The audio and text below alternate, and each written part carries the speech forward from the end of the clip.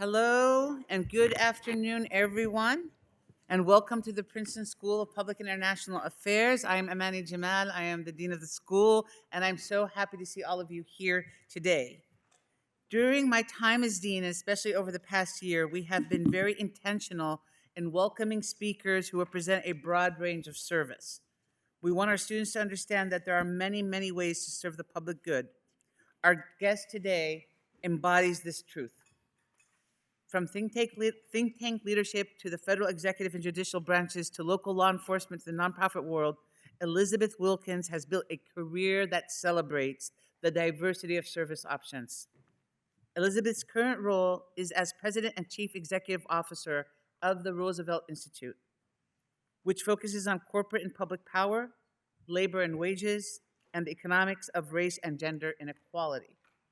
Previously, she served as Chief of Staff to the Chair and Director of the Office of Policy Planning at the Federal Trade Commission, and before that, she was Senior Advisor to the White House Chief of Staff. Elizabeth has also worked in several senior leadership roles at the Office of the Attorney General for the District of Columbia, including Senior Counsel for Policy and Chief of Staff as well. Prior to that, she served as a law clerk to Associate Justice Elena Kagan of the U.S. Supreme Court and to then Chief Judge Merrick Garland of the U.S. Court of Appeals for the D.C. Circuit. Before going to law school, Elizabeth was a policy advisor in the White House Domestic Policy Council. She began her career as political organizer for the Service Employees International Union, 32BJ, in New York City. Elizabeth earned both her bachelor's and law degrees from New York University. A few brief reminders before we begin. Please listen respectfully with an open mind. Remain calm and curious. And if you're inclined to engage with our speakers, please ask questions and don't give speeches. Challenge ideas and not people, and allow space for other voices. Thank you to Elizabeth Wilkins for joining us and to everyone in attendance today, which is made possible by the Morfitt 97 Distinguished Visitor Fund. And thanks also to David Mayorga, our Associate Dean for Public Affairs and Communications. He will serve as moderator. I look forward to hearing Elizabeth's vision for the future of the economy and democracy and her journey through public service. David and Elizabeth, please join us here.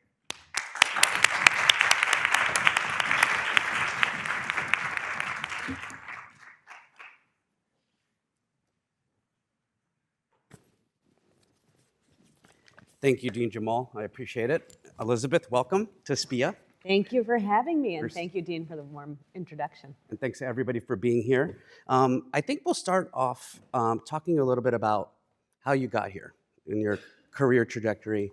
You started in community organizing. You've made your way through the White House, through the FTC, and now at the head of Roosevelt. Tell us a little bit about your journey there and what inspired you to go into public service. Yeah, absolutely. Well, I grew up in Washington, D.C. I love my city. Just in case people don't know, this is a map of Washington, D.C. I really love my city. And I grew up in a family that had a long history of engagement in civil rights from various perspectives, from Roy Wilkins, my great uncle, who was head of the NAACP during the 60s, all the way to great Aunt Marvel, who was a big communist in Harlem, and everything in between. But there was a through line, which was sort of a commitment to our community and the betterment of our people. And I think the way that I have always thought about my dedication to public service really comes from my dad and the way that he thought about service.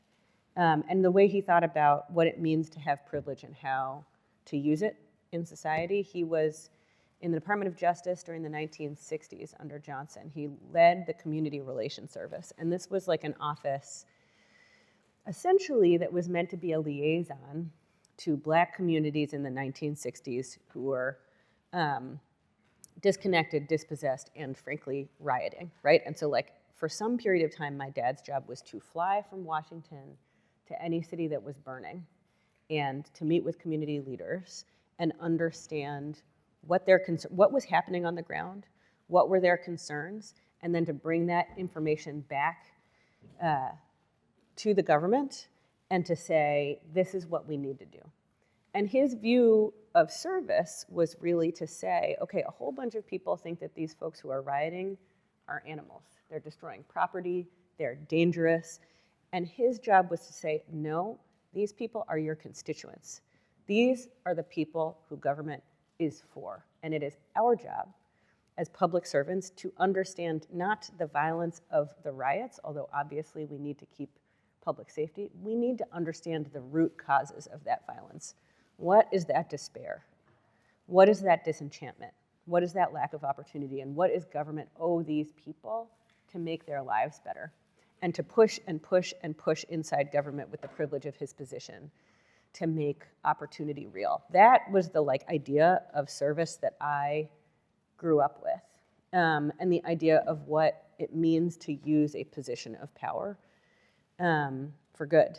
I've been through a lot of experiences to try and figure out what that means for me. And we can talk much more about them, but I will say coming out of college, I think I thought that I needed to decide what the world needed from me and then just do that thing and expend all of myself in the service of doing that thing, whatever it was. And over the course of my career and its many twists and turns, one of the things that I've come to terms with is actually a life of public service is much more complicated than that. It can be very hard. You can want other things in life. I have 2 little kids, and those things are okay and not selfish. And so one of the ways to think about one's career and its twists and turns are not just what does the world need from you, who are those people who are desperate and in despair and need government or whatever place that you're in to help them, but also what are you good at? What are your skills and abilities? What do you like? Because it turns out that if you do something that you like, it will be more sustainable and more generative. And I don't just mean what do you like in a big sense, but what do you like day to day, hour to hour? What gives you joy? What keeps you intellectually engaged? And what skills do you like to learn and develop and deploy? And I, along the way, have found myself more and more in the positions where I get the confluence of those things, both the passion and the thing that I think that the world needs from me, but also the thing that gets me excited and gets me up in the morning and the teams that keep me going. You said something really interesting in a prior meeting that we had with some students about how you would like to see every future policymaker do some time in community organizing. Talk to us a little bit about your time at SEIU and doing that sort of community organizing and how that has shaped your trajectory and the way you approach public service. Yeah, so I'll give you a story even prior to SEIU. So I went to college thinking that I was going to be a lawyer because I grew up on these stories of these great civil rights leaders who were lawyers, and so I didn't understand why everybody thought lawyers were bad. I thought lawyers were the good guys, and I was obviously going to go to law school and be a civil rights lawyer. And then my senior year, the summer before my senior year of college, it was 2004, it was the Bush-Kerry election, and I went to Columbus, Ohio, and I was supposed to do nonpartisan voter registration in low-income Black communities with ACORN, which, if you are too young to remember ACORN, was this incredible national network of community organizations that really built power for poor people. And so I got there to Columbus, Ohio. Turns out ACORN wasn't that well organized, and I got there, and they said, great, welcome. All of the community organizers quit yesterday, so you thought you were going to be doing voter registration, but you're actually going to be community organizers. And I was like, I have never heard of community organizing. I don't know what you're talking about, and I don't know how to do that. And they said, don't worry, we'll train you. They did not train me. What they did is they handed me a script, they gave me a neighborhood, and they said, go organize a community union. And so I spent the summer in Columbus, Ohio, going door to door in a very poor Black urban neighborhood, kind of in the shadow of the University of Ohio, talking to people about their lives, talking about what they were frustrated by, and talking about what they wanted for themselves, their families, and their communities, and then trying to activate them to join with their neighbors to advocate for changes. And I came from a pretty privileged background. My mom was a law professor, my dad, by the time I was around, was a college professor. And so this was a pretty eye-opening experience for me, kind of basically living day in, day out in this community and talking to people, a wide variety of people. And the things that I heard were not, or at least were not primarily, I don't have enough money. The things that I heard had to do with dignity and with agency. The story that really stuck with me was this woman. I was sitting at her kitchen table, and there were many things that were frustrations in her life, but the thing that made her like close to tears was that there was a leak in her baby's room and she couldn't get the landlord to fix it, and she was worried about mold and she was worried about her baby's health. And the experience of not being able to protect her child, that was her experience of poverty. It wasn't that she couldn't buy groceries or what have you. It was that she did not have the power to protect her family. And like those were the kinds of stories that I heard over and over, like I'm pissed off not just because there are potholes, but because there are no potholes over there at the University of Ohio, and there are tons here, and we can't get anybody to fix them. So it gave me this very different sense of like what it means to be cut off from the systems of power in our country. The other thing it did for me was, if I was coming in with a model of lawyering, and just to be clear, I went to law school, I like it. Some of you have been, are, or will go to law school, and there's nothing wrong with that. But it gave me a really different idea of being a lawyer versus a community organizer and the kind of social change that that can bring. So as a lawyer, you study for a really long time to have a particular sense or a particular expertise, and then you exercise that expertise on behalf of your client. As an organizer, you have an expertise in organizing, and you exercise it in order to empower the community that you're working for. You give your tools away. You give your privilege and your power away to somebody else or some other community to build power for themselves, which is like a fundamentally different exercise, and one that I came to like really thoroughly believe in. I say all policymakers should go be organizers for a little while. All lawyers should probably go work in eviction court for a while, in part because for those of us who are interested in particular in government service, just like my dad, I believe that those are truly the people who government is for. And we have to have a sense that is not just like polling, like, oh, people are worried about affordability, but also like the deep kind of sense of disconnection and despair that can come from being locked out of opportunity for decades. Like that is the thing that should motivate us in our lives of public service. And that is the thing I would hope that will give us the level of urgency, creativity, and boldness to do the kind of structural reform that we need. Great. I kind of want to talk a little bit about why you landed at the Roosevelt Institute after so many years of public service, recently serving in the Biden administration. What drew you to the Roosevelt Institute, and why now? I didn't mean to go run a thing right now. I had been at the Federal Trade Commission working for Lena Khan. It was hard.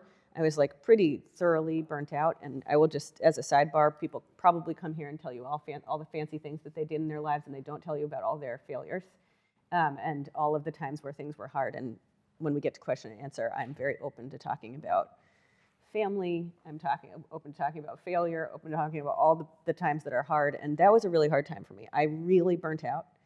I don't like to think of myself as a quitter. I had a lot of judgment around that, and I had to leave my job because I just couldn't do it anymore. So I took a year off. I spent some more time with my family. I did not mean to go run anything at all. I was very happy. But this opportunity came up. Roosevelt needed a new leader, and everything about what Roosevelt has stood for the last 15 years are very in line with the way I see the world. Maybe tell us a little bit about that. I'm happy to. Which is, I have tried to dedicate my career to economic justice, but economic justice not just in the sense of reducing inequality, but of rebalancing power in the economy and in our democracy. That this is not, just as I said about that summer doing organizing in Columbus, Ohio, this is not just about an inequality of resources. It is about an inequality of agency, of control in one's life, of the ability to shape it, and that there are forces in our economy, in particular, in my view, extreme concentrations of wealth and corporate power at the expense of the vast majority of us. That is the perspective that Roosevelt has had for a long time. Roosevelt's mission, well before I got there, was to look at, now I'm going to get very Princeton on you. I try to talk in like normal people terms, but Roosevelt for a long time has been looking at what, I'll step back. We are the Roosevelt Institute, right? We are, that means Franklin and Eleanor. Our core principles derive from the economic policy of the New Deal. The idea that unmanaged capitalism leads to this kind of extreme wealth inequality, and that part of the job, perhaps one of the most important jobs of our democratic institutions, is to manage capitalism towards public goods and public ends rather than antisocial ones. And that is not an anti-American idea. We are still capitalists, right? But the idea that markets there's nothing natural about markets. This idea that there is a free market, free of rules that direct it, is like a fallacy. All markets are shaped by rules, and we decide what kind of rules those should be and what kind of goals those rules should have, right? And in the New Deal, there was a pretty explicit understanding of we need to limit the amount of corporate concentration that can be a tyranny over people's lives and over democratic institutions themselves, and also that we need to build worker and community power in a way that allows people to shape their lives for themselves, right? So we get new rules for the Federal Trade Commission, we get the National Labor Relations Act, we get the idea that we want growth and innovation in our economy, but we also want balance.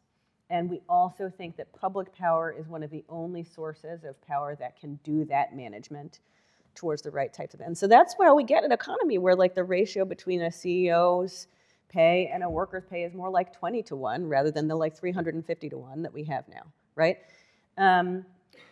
We had a New Deal order for much of the 20th century.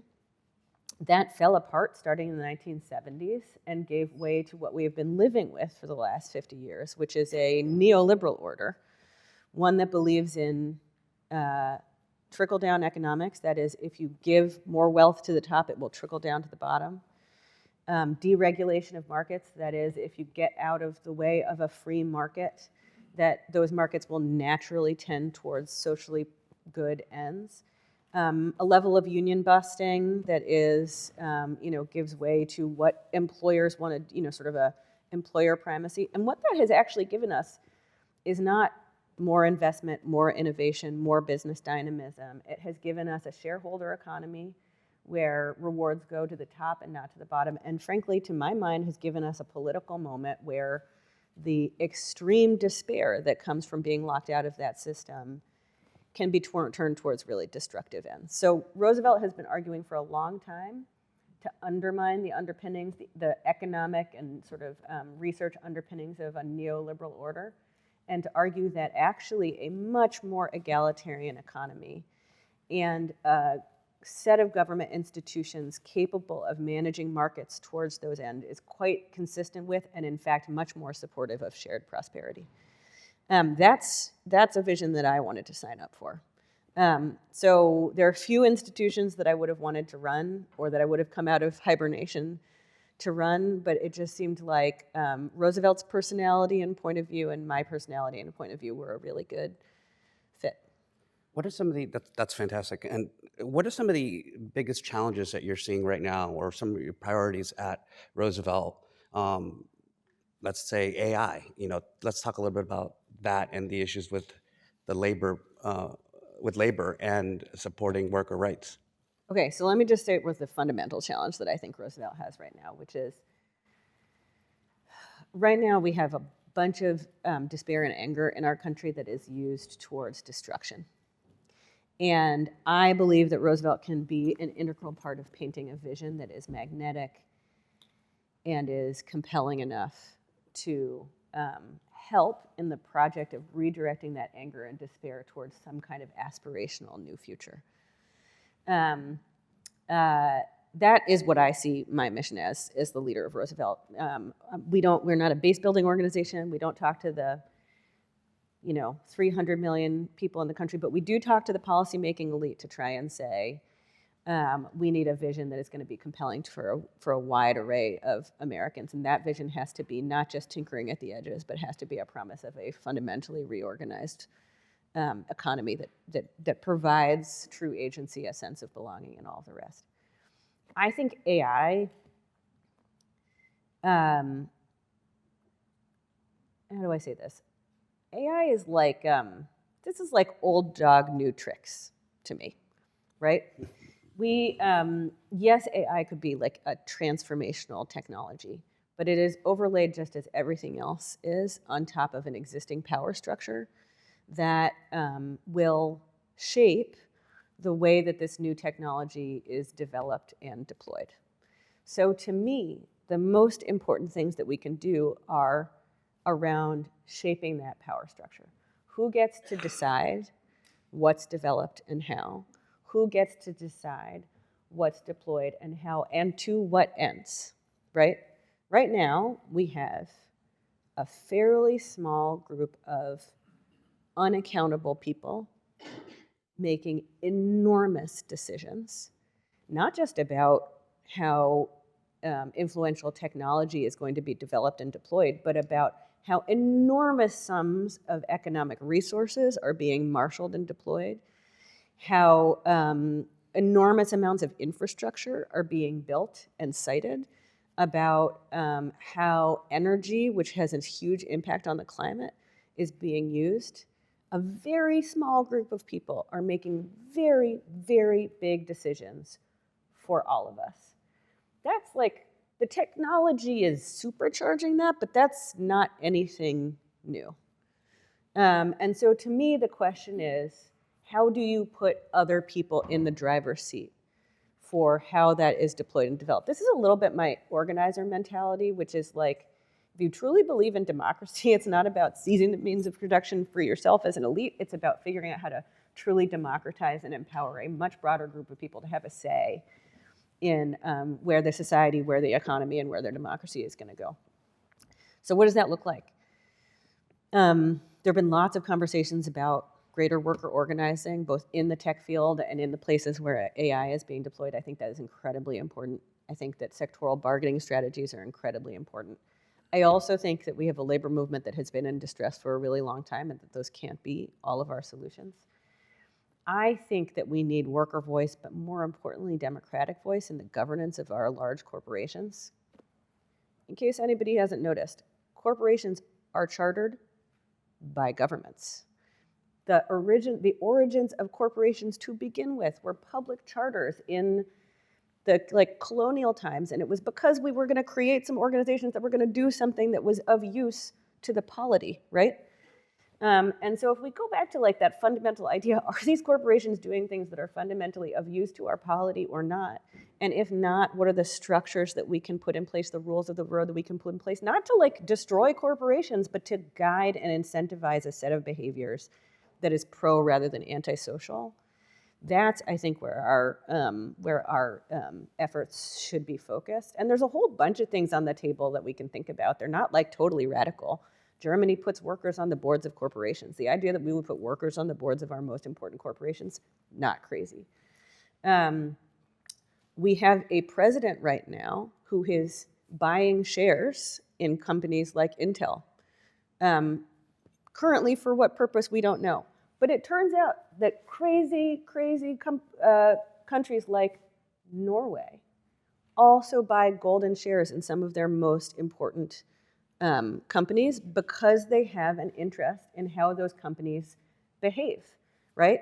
There is, obviously there are places in the world that have toyed with nationalization. That is not what we're talking about, but there are so many tools that we can use to shape markets and to guide corporate behavior towards pro-social ends. And we have been very crimped and limited in this neoliberal era of market supremacy with how we can do that. And I think we need much more creativity in the AI sector in particular, a sector that's going to be so important to the lives that we all lead, to say, what are all the tools that we could bring to bear to guide, not to quash innovation, but to guide that innovation towards the places where we actually make sure that they are solving human problems and supporting human flourishing. You've mentioned that Washington is sort of behind the eight ball on governance structures around AI, protecting the public from sort of the worst excesses. What is your analysis of what Washington needs to do right now to get us in a better spot? Right now it's pretty hard. I've worked in a lot of places. I've never worked on the Hill.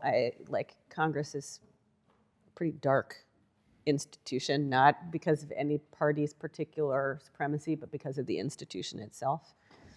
But that said, one of the only bright spots in my mind of the whole process of the reconciliation bill that was just passed on our president's urging was the moment in which there was a provision that would have preempted all state legislation in the realm of AI, which is to say, no state would have been able to pass their own legislation.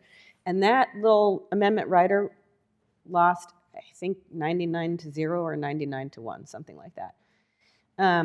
Because there is a bipartisan sense, even if we can't do anything else, that these companies have too much control, and that even if we do not have the solutions, we need some creativity and some experimentation on what it looks like to regulate in the public interest. And like, you don't have to go all the way to the things that I care about. Like, just look at parents and the level of anxiety that parents have about the lack of control they have over how their kids develop and what they see. That is not a partisan issue. That is a widely bipartisan issue. So that vote gives me hope that there is recognition across the spectrum that the power that these corporations exert is inconsistent with a world in which we have a measure of control over the society that we live in. Whether we are anywhere close to an affirmative vision of what those rules of the road should be, much less comfort. But then again, I think that's what think tanks are for, right? Part of my job is to bring together people who have technical expertise, who have business and business incentive expertise, who have policy expertise, and who can do the kind of thinking to say, what is the kind of vision that we should have, and what is a set of rules and policies that would serve the ends that we want? Do you use AI in your day-to-day work? You know the answer to this, so that was like an unfair question. So I just got a little bit pushed by this, that people, progressives on the left who are concerned about technology don't use AI was a criticism I got, especially ones in Washington. And I think that's probably right. There's a bunch of people in Washington who don't really use chatbots. There's certainly a lot of people on the left who are super anti-big tech and who sort of therefore don't want to participate in any of these tools. And somebody convinced me that if I am going to lead an organization that is thinking about regulating these tools, that I have to use it. So recently, the Aspen Institute asked me to write an essay about the future of work in AI. And so I was like, well, fine, here we go. I will use Claude, not ChatGPT, to do my research, to write this essay, et cetera. And I wrote an essay that doesn't sound too dissimilar to what I just said about the kind of pincer move of worker empowerment and corporate regulation to guide corporate behavior in this area. And then I wrote a second essay that was about the experience of being a left-leaning DC policy person using a chatbot to do my work and how that felt emotionally. The biggest conclusion that I have, frankly, is, my criticism to my brethren on the left who can be a little bit, we can at least come off as a little bit anti-tech and anti-future, is we kind of shoot ourselves in the foot.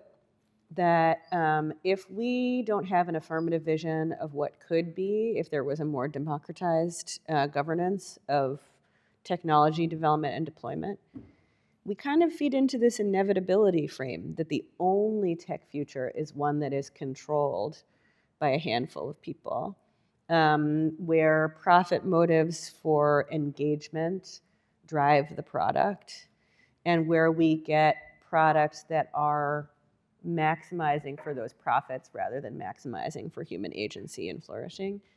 And so it's kind of incumbent upon us, those of us most skeptical, to be most forward-leaning in describing an alternate vision and a path to getting there. If we want to disrupt this inevitability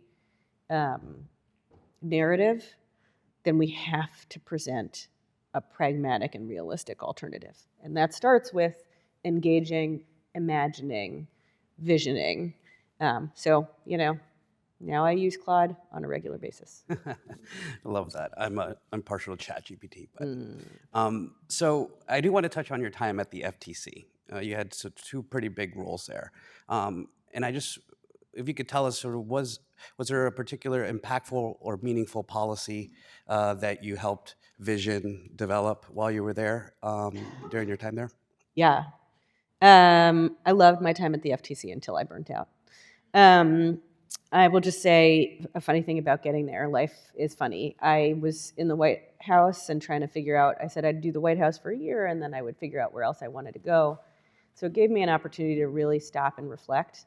Washington can be a place where many people are motivated by prestige, by whether you're doing the right next thing, by whether the right next thing is going to put you in the right place for the right next thing.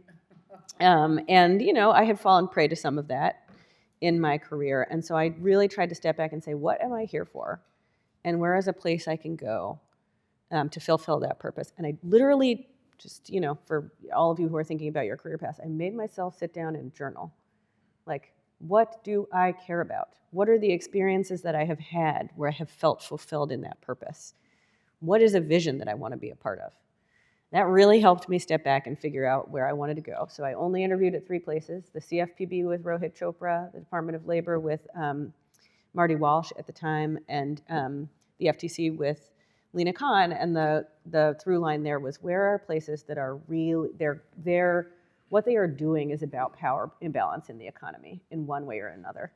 And then I said to myself, and where is a place, this is a thing about government, it can look great on paper, it can look great in terms of your authorities, but if you're not on a team and with a leader where they want to do something with their position, then it can be the best on paper and you'll never get anything done.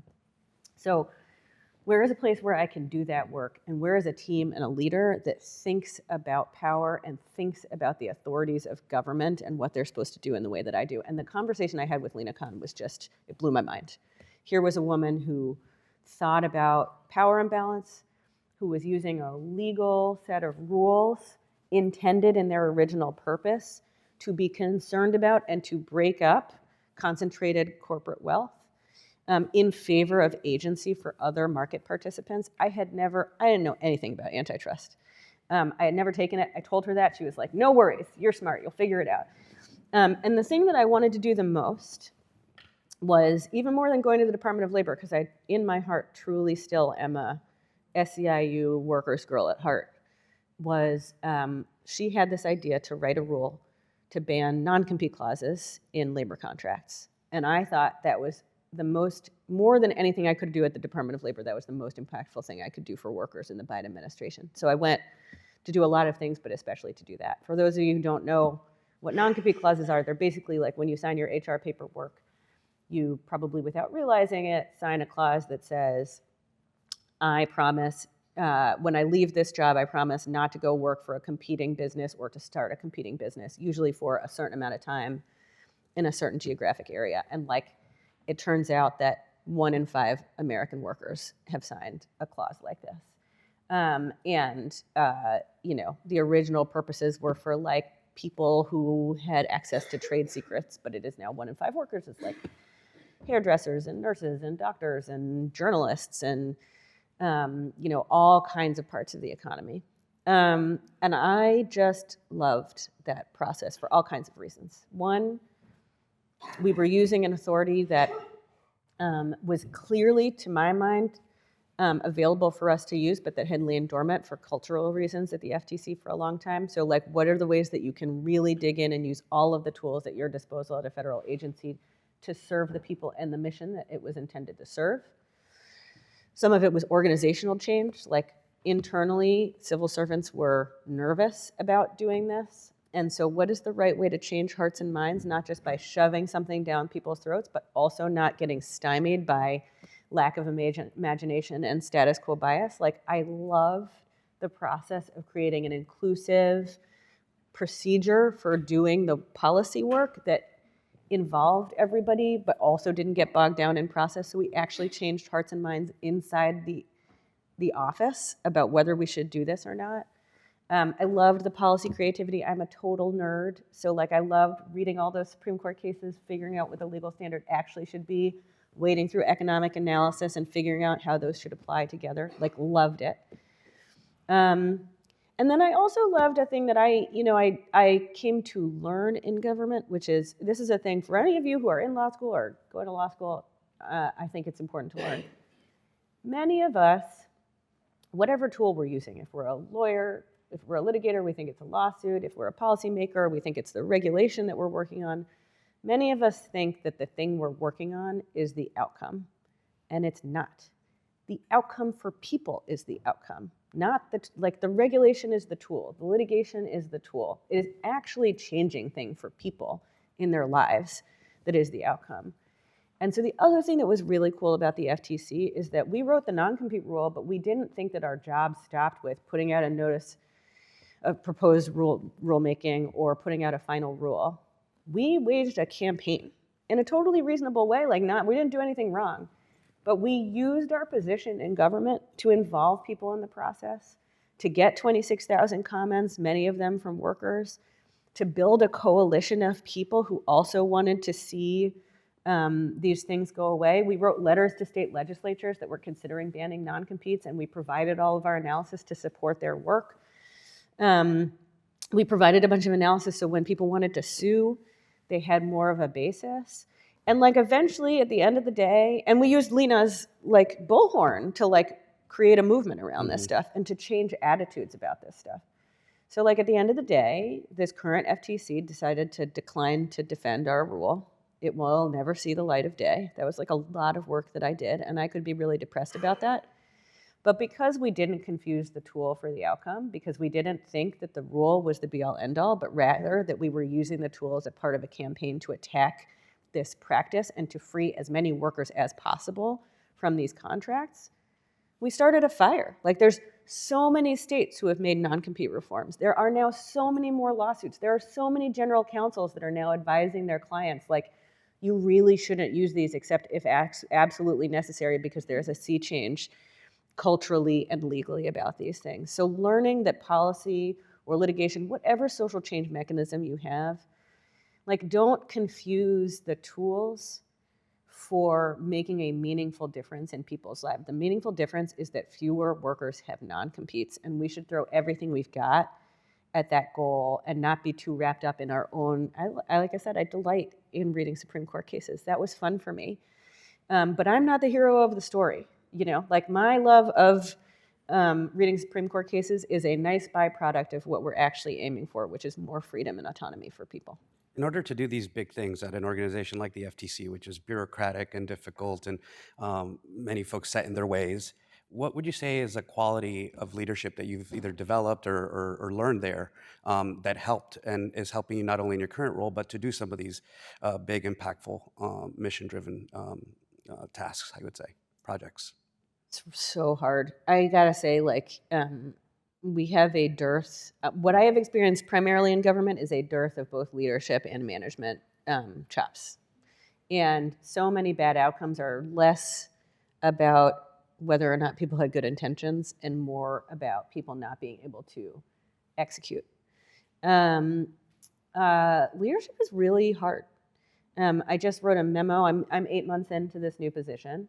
And I wrote a memo to my staff internally, which laid out a little bit of vision about how we're going to work together and where we're going, but then it had some internal expectations. And the things I said were, my job is to set direction for you. It's to set vision. It's to tell you where we're going in a big, broad sense, as clearly and as well articulately as I can. But I don't dictate and then, it's this is not like a full-on dictatorship. I want this to be a conversation. I'm going to set a vision, and then I want to invite you to be in dialogue with me and see yourselves in that vision. So my job is not just to set the direction, but to help you see yourself in that vision, to understand what your role is in the organization and how you can forward that vision. As managers, our job is to set expectations, to be really clear about those expectations. And your job is to meet those expectations. And part of my job as your manager is to see if you are struggling, what you need from me to meet those expectations, to give you everything you need. But also, if I give you everything you need to meet those expectations and you cannot do it, it is not my job to keep you. We have a job to do here. I will invest in anyone who wants to be here is capable of doing the job, is willing to learn, is willing to be creative, and is willing to reach, but not in people who won't. And I think often in government you can have one of two things. Either the unwillingness to face the hard stuff, to face down the resistance, to be clear about your goals and expectations and to hold people to that and do the hard work of managing people towards those goals. And frankly, letting people go when that's the right thing to do. Just to be like stymied by status quo bias and resistance. And then on the other hand, some leaders come in and they're like, I'm going to bust the whole place down, like civil service be darned. I'm gonna, and I'm not gonna try and bring people along. And I think that true leadership in government, but also elsewhere, is somewhere in the middle. It is setting the aspiration, setting the vision with clarity and specificity, making very clear what those expectations are and how to meet them, and then actually holding people accountable when they don't meet them and letting them know that. That's how you create a culture of excellence and a culture of full engagement around like the mission that you're trying to achieve. So we have about 10 minutes left before we I'll take a couple questions. I do want to close. Many of the folks here are going to be looking for jobs soon. What qualities do you look for in potential new employees? Oh boy. Well, I'm in a particular line of work, right? I lead a mission-driven organization, and so it's really important to me to understand where somebody's spark and passion comes from. Like I'm looking for people who, like I said, Washington, and we're not just Washington, the coastal elite, whatever it is, I don't know, we're a group of people who is driven a lot by prestige, and I don't accept myself from that. And there's nothing wrong with ambition at all. It can drive you to do really good things. But I also want to see like why you're there. What motivates you? What gets you up in the morning? Who do you think about? Who are you doing this for? You are in public service. In whose service, and how do you think about that? I look for like team orientation and humility. I'm looking for people who are willing to do the scut work and also willing to kind of be entrepreneurial and see opportunities as they come to make the team better. And like, not all of those even entrepreneurial moments are sexy. It might be like the person who I am super impressed with is the junior person who sees that we don't have a like workflow process for like some kind of boring system, and they go away and come back and they're like, look, I figured out this way to streamline our call database or whatever it is. Like, that's awesome.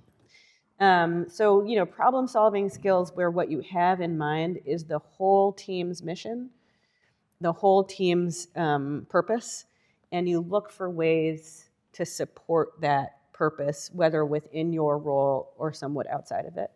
Humility, frankly, like I still have a lot of humility. I am doing a campus tour, not totally, in part because I hope that I can inspire some people to do a particular type of public service, but also because I'm in the business of creating a vision.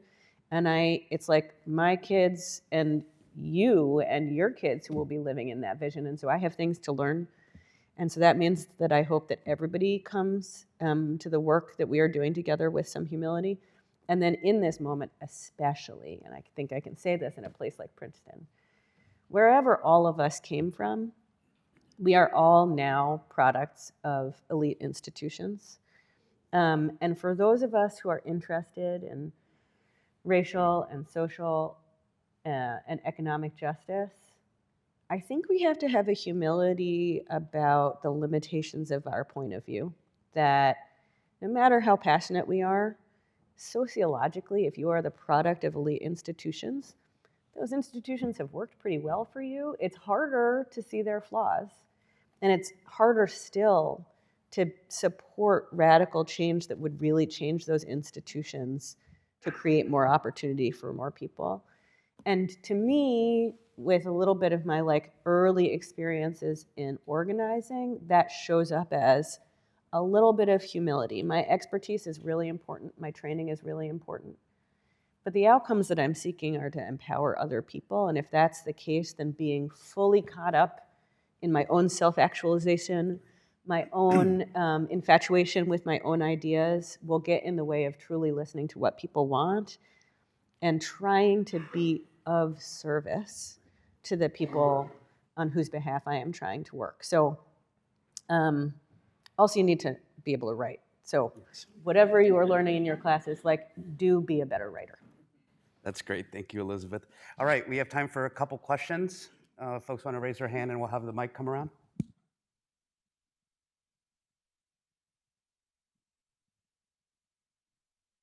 Hi, Dr. Wilkins. I'm Kyler. I'm a junior in SPIA, and going back to something you said earlier, I am a progressive interested in AI. I'm a progressive who believes in the potential for AI to unlock a new age of progressivism. However, I'm worried that given the federal administration, the states might have a limited capacity to pass laws to manage these AI risks or to make a, promote best practices for safe AI. My question is, if you were the advisor to a governor, let's say the governor of New Jersey, what are some actionable steps that you would advise the governor to do in order to steer the state into better managing AI risks? That is a great question. It's like this is like a hard question because like in a first best world, even I would say like the answer should not be a patchwork of 50 different types of regulation. Like that's not a way to run a rodeo. On the other hand, like we're not in a polite policy discussion. We're in a power struggle for who gets to control where our future goes. And so from that perspective, aggressive and creative state regulation, like let's do it. New York, there's like all kinds. It depends on what policy goal you're aiming at. But I thought it was really interesting to see New York State think about regulating the actual algorithms in social media, which I think can point, depending on what you're worried about, can point to solutions in like LLM development as well, right? So like if you're worried about kids and you're worried about actually what an algorithm will serve them, instead of Band-Aid endpoint solutions, how do you get into the heart of the development and deployment and change that process? I think that's really interesting. And as you see, like I don't know, OpenAI just announced this thing where they're going to kind of unleash chatbots to do much more kind of stuff that will just be much more seductive to people, right? You are seeing the supercharging of like the Uber engagement model of chatbots that we have had with social media, and we've already seen how well that goes. So like real creativity that goes to the heart of like, what is the algorithm? What are the guardrails? What are you allowed to do and not do? I think is really interesting. I'm really interested in using like market shaping tools like taxes. So like if you tax, this is not exactly what it is, but I kind of think of this as like excise taxes for bad corporate behavior. What are the revenue models that we want to disincentivize? And can we tax those revenue models to force companies to be differently incentivized to make profit? So if you're worried about ad revenue, tax ad revenue and force them to think of different models for making money. Bernie Sanders has like a robot tax. I think that's like a little silly, but like that's the idea, right? It's not silly. That's the idea. It's like, what is the behavior that you don't want to see happen from corporations, and how do you disincentivize them from the top rather than from the bottom? More creativity on the state level from stuff like that. Like that's stuff that should be happening at the federal level, but if we can't do it now, what are the sand in the gears? What's the policy creativity that we can demonstrate on a state level? And kind of most importantly, again, demonstrating on a state level does something else, which is disrupt this inevitability frame, right? If we can build the coalitions that are not just anxious about our future, but are actually empowered to do something about it, we can build some will to do something different. And if we can show that we can win in some states some real reforms, then again, it's not just a no to the future as it is on track to be, but it is a yes to something else in a pragmatic and possible way. We have time for one more quick question. I think you had your hand up. Sure. We have 3 minutes. My question to you is, now as the leader of a think tank, there's a lot of discussions within the Democratic Party around what the future agenda. How do you feel, or what do you think the role is within the think tank world to shape that policy discussion going forward? Yeah, I mean, the obvious role of a think tank is to actually have the ideas, right? There's like a political landscape, which is like we poll, and then we think of a 5-point policy plan that is consistent with that polling, and like that's what we're going to do. And there's like a lot of that going on. I think the role that Roosevelt can play in particular, as I said before, if you poll people, they will say over and over again, my groceries are too expensive, and your answer might just be, here's a policy to make your groceries less expensive. And I fear that that is a listening loop that's pretty broken. So one of the things that Roosevelt can do is say, okay, I get it. You're saying over and over again that your groceries are too expensive, which is true. What's actually going on here? There's this great Alvaro Bedoya, who used to be a commissioner at the FTC, just wrote a piece called How I Became a Populist in the New Republic. And he described actually listening to people, and this is a quote that stuck with me. He said he heard from a farmer, not my life is unaffordable. He said, we are standing here with nooses around our necks and we're standing on a melting block of ice. That is very different than saying my groceries are too expensive. And so if we are going to build an economic policy agenda that responds to that rather than an affordability crisis, our proposals need to look and feel much different. They need to allow us to express a set of values that shows people that we see that despair and that we're doing something about it, and we're doing it big, not just like tinkering around the edges. So what I see for Roosevelt is like, we don't work on electoral timelines. We work deeply. We do deep research. We can do things like listen harder, be more creative and less constrained by what is politically possible in the moment, and come up with economic policy proposals that are big enough, urgent enough, and designed to meet that level of despair. That, to me, is the greatest service that a place like Roosevelt can do. All right, thank you, Elizabeth. This has been excellent.